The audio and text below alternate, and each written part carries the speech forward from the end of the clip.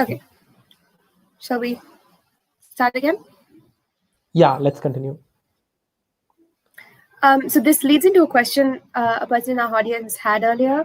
So Nagini had asked about shade-grown coffee, which is often used as a marketing label, but that Tuan mentioned that coffee anyway needs shade. So is this something different that they're talking about, or is it just like a marketing gimmick? So yeah, the shade of the tree above the coffee, so the coffee grown under shade is better in quality. So it's not only a marketing thing; it's better for quality of the bean. So usually, a coffee you buy will have a better quality because the coffee cherries had more time to ripen, and the coffee tree had more time to put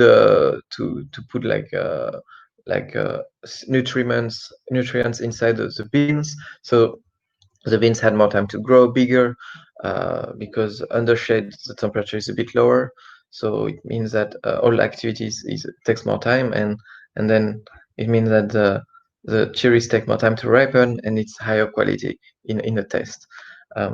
Shade tree and agroforestry is also usually marketed as good for the environment, and it's pretty true. Like it's true that under shade, under agroforestry system, you have more diversity. So you have more birds. You have sometimes you can have like small mammals or more insects. So it's good for that. And then agroforestry is also good for carbon sequestration. So capturing the carbon we emit in the atmosphere, the trees will take it back and store it in the trees. And this is good for this reason. And this is why agroforestry is good and is marketed for customers.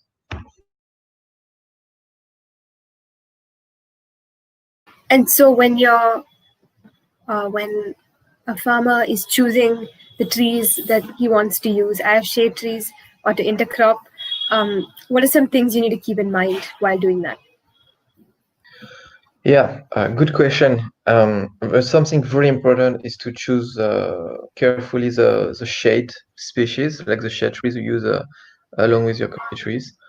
You should choose a species of shade trees which don't compete with the coffee trees for water underground. So shade trees with a root system that is a bit different from coffee trees, so they go in deeper level of the ground to get the water.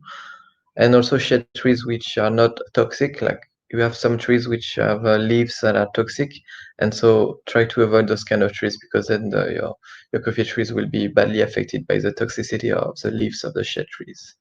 Yeah, and of course, yeah, the last one is density. So don't plant too much shade trees. Just plant the right amount of shade trees at the right density. So you have a shade which is about 30, like 20-30% of the sunlight.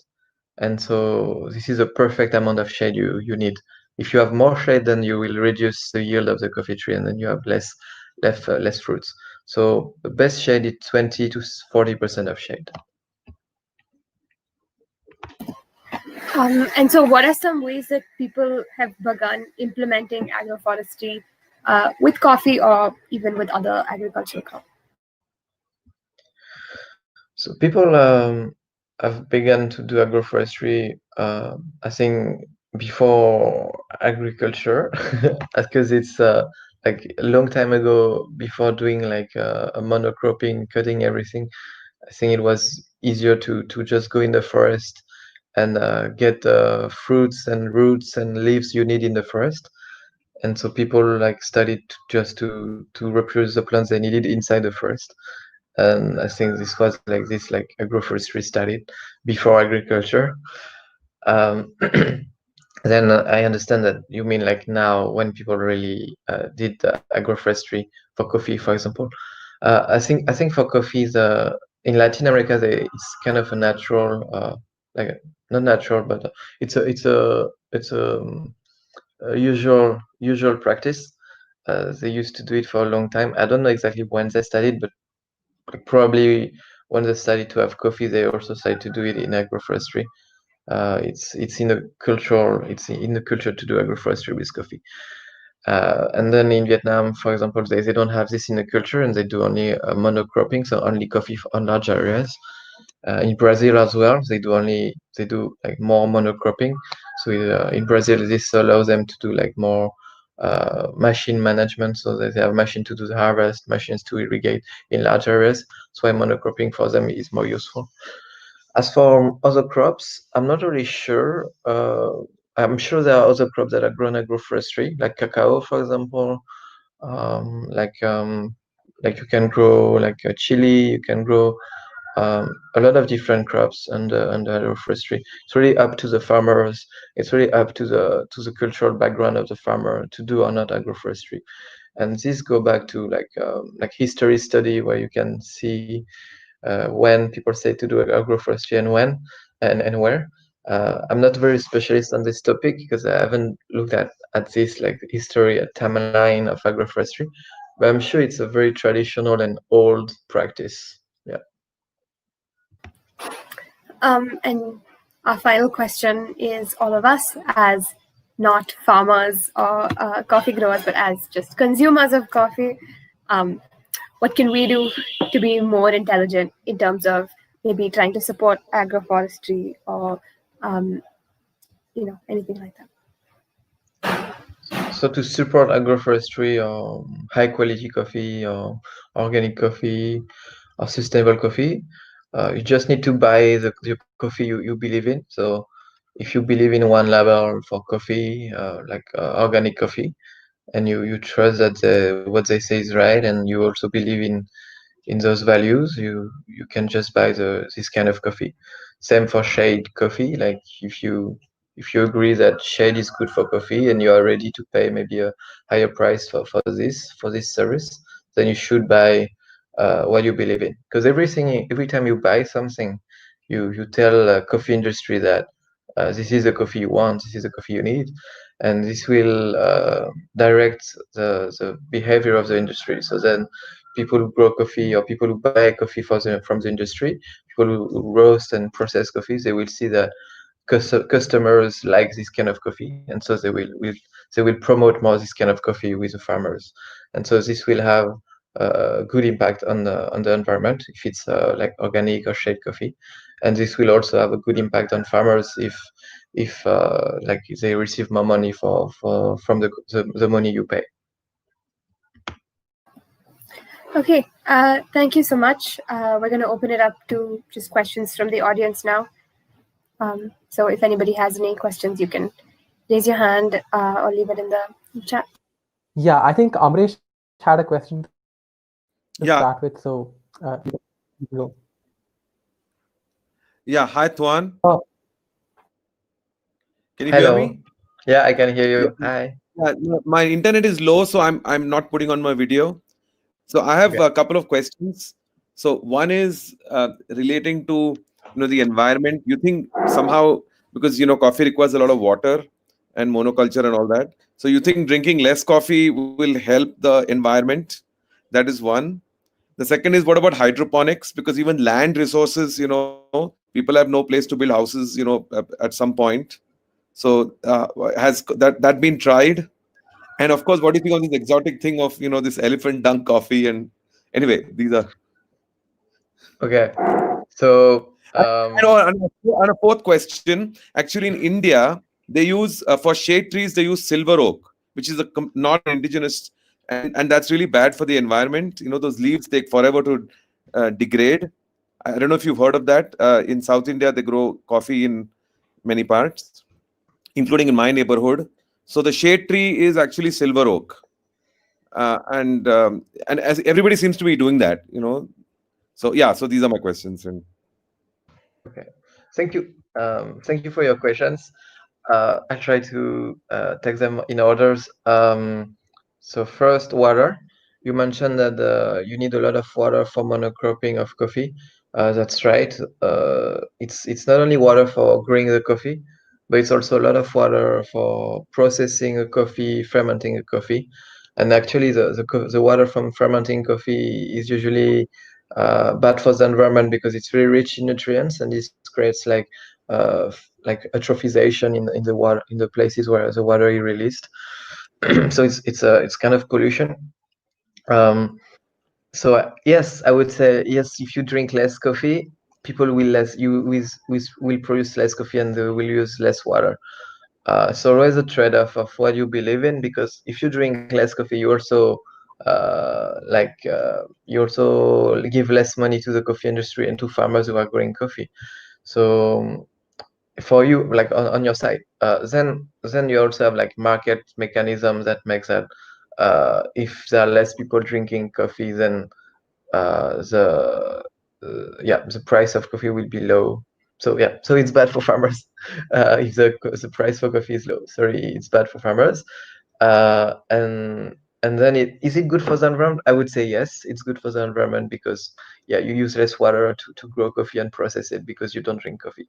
I don't drink coffee. I don't drink coffee for many reasons. Also because I don't like it. But I'm feeling good that I don't have the impact on the environment when through drinking coffee. I have an impact on the environment through doing other things, but not through coffee. Then you had a question on silver rock. I don't know this plant. You said it's not indigenous, but it was imported from somewhere else. So my guess is that farmers like this shade tree because it gives them money, probably from fruits or from timber. So that's probably why they grow it. Yeah. Then if you say it's not good because of the leaves, I believe you. Yeah, there's probably a trade-off. Like there's probably a reason why farmers chose these plants that I don't know. Maybe it's toxic for the coffee tree, but on the other side, maybe it gives them like money from selling timber or fruits. Yeah, I'm not sure. Then you had two other questions. So can you repeat those one? I forgot. Yeah, hydroponics was one. Oh yeah, hydroponics. Very big topic. I love hydroponics. I'm also working on it as a hobby. Um, for vegetable, it's great. I'm not sure for coffee trees because I think you will need a big infrastructures. In our research, we grow coffee in pots of 180 liters and in the soil. I think for hydroponics, you will need less volume and you wouldn't need any soil. But I'm not sure. Nobody did it before for coffee, and I'm not really sure about the quality of the beans or those kind of things. So it's really something that if you want to try it, you should try it, and it will be very interesting to see. The last question. We have another question, right? Yeah, that was just a fun question. That was about the elephant dung coffee. Right. Okay. Elephant dumb coffee. So I haven't heard of it, but my guess is that people let the elephant eat the coffee beans, the coffee cherries, and then they collect the dung. So they have the beans that was processed by the stomach of the elephant. This is a very trendy thing for various animals. You have other animals that are used in China, like kind of wild cat, that is used to process the coffee this way, like for the elephant dung. I'm not an expert of quality, but people say the quality is better, so the taste of the coffee is better. And it's probably true that it's different because there are all chemicals in the elephant that will interact with the coffee beans. So it's true it will be different. I'm not sure if it's better or not. I think it is more like a social construct, like uh, people like it because it's an elephant, it's pretty cute, and people like the idea of this process because it's kind of interesting and a bit weird. So it's trendy, they say it's good, and everybody agree and everybody say it's good. As a in the science, I'm not really sure it has some background, like if it's really good or different in the science. But I would say that it's like more a social trend. Yeah. Thank you. Yeah, okay, so we have like our time is up. But does anyone have last questions? Go for it. Anybody? Yeah, okay, so I think that's all we can wind up. If anyone wants to speak to contact Kuala private, I think he'll be sharing his contact details somewhere. Maybe Kuala can. Uh, Yeah, thank you everyone for coming. It's been a wonderful conversation. If you want to know more about Snipétte or read Tuan's articles or anything, the website is snipétte.com, which I'll share here. Padri, I don't think any of us can hear you. You're breaking up. So what he said was, thank you so much for coming. And Tuan's contact details, I think he's going to share them now. So if anybody wants to get in touch with him, you can do it that way. And you could read more of Tuan's work on our website or our Medium page. And before we sign off, we have a small request. We have a membership program along with the print edition, which covers the costs of running our website.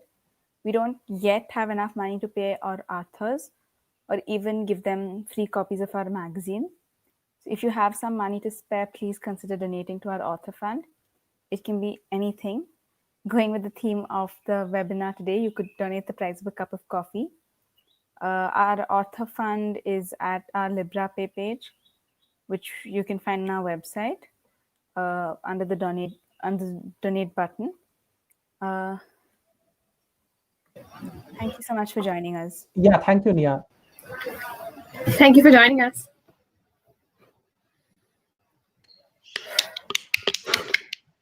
Yeah, thank you. It was nice to be here and talk with you. It was very interesting questions. Thank you for the questions, actually. Very interesting. Yeah, so the details, we'll email you the Tuan's contact details